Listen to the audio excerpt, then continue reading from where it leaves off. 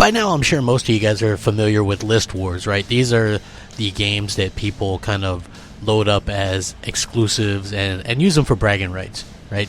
It's not really that they care.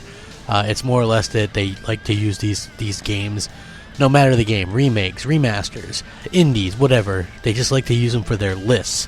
And now we're getting a bit of an interesting situation where this is great news for Xbox owners and PlayStation 4 owners. Whew, man, that's salt. It's real, and it's not good for you. What's up, everybody? Crapgamer here, Crapgamer Reviews, back with another video. Thank you guys for checking it out. I really do appreciate it. I would also appreciate if you guys hit that like, share, and subscribe button, because you know what? It helps out the channel tremendously, and it would mean a lot to me personally. Thank you guys so much for continuing to rock out with me, and it's going to be a lot of fun heading into E3.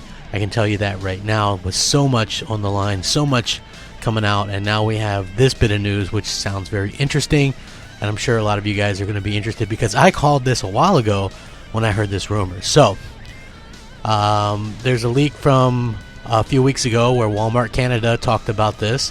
One of the things in the leak was a listing for the Xbox One version of Final Fantasy VII Remake, which was quote-unquote odd since the game was announced as a timed console exclusive for the PS4, which means it could come to the Xbox One right, but not right away. But apparently that's wrong, as Game, a retailer of video games in Europe, has become the newest retailer to list an Xbox One version of the game, which suggests an Xbox One version of the game is inbound.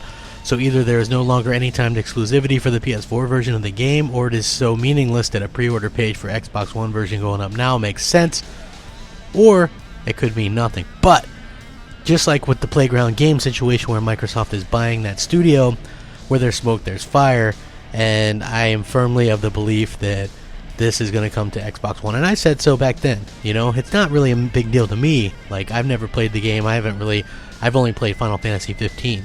That's the only one I've played, and I think it's okay, you know. But this is good because I know a lot of people look at this as like the grandiose, best, like most amazing game ever.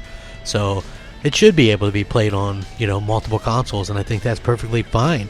And with that being said, Square Enix, who, as you guys know, makes Final Fantasy games, they used to actually kind of commit to one system and develop for that system exclusively back in the day.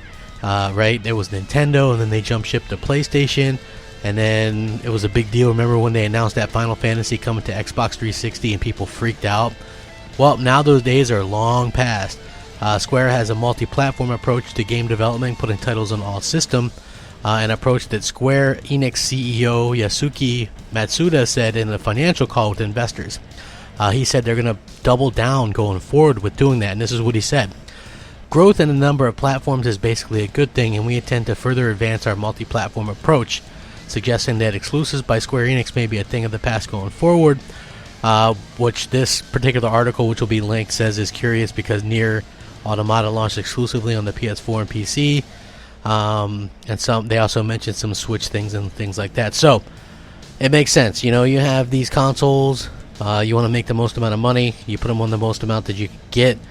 There's been rumors also that Nier Automata is going to come to Xbox. I mean, I don't see why it wouldn't, you know. So for me personally, not stuff that I'm interested in, but I think there is some audience, albeit even if it's a smaller audience, that are interested in that on Xbox.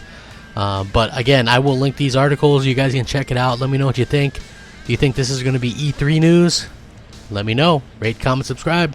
Thanks for watching. Rack 'em up. Crapgamer out.